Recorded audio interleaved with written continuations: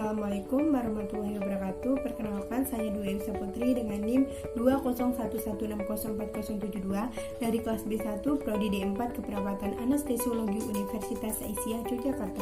Di sini saya akan memenuhi tugas dari mata kuliah Promosi Kesehatan dengan dosen pengampu Ibu Vita Purnamasari. Di sini saya akan mendemonstrasikan etika batuk dan bersin yang benar.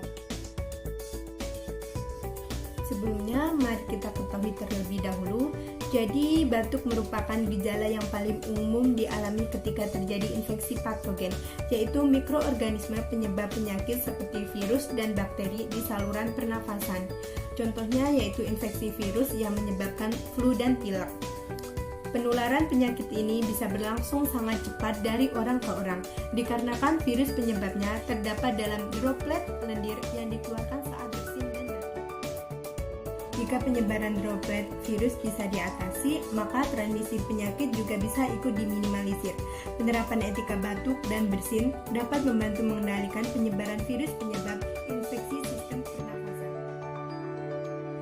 Etika batuk dan bersin yang salah.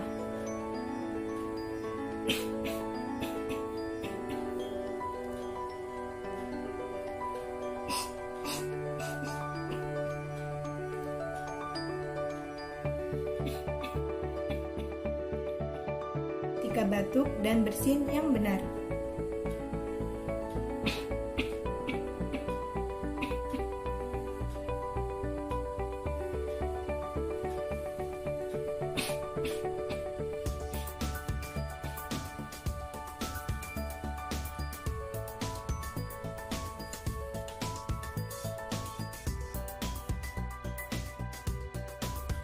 Baik, sekian video dari saya. Kurang lebihnya saya mohon maaf.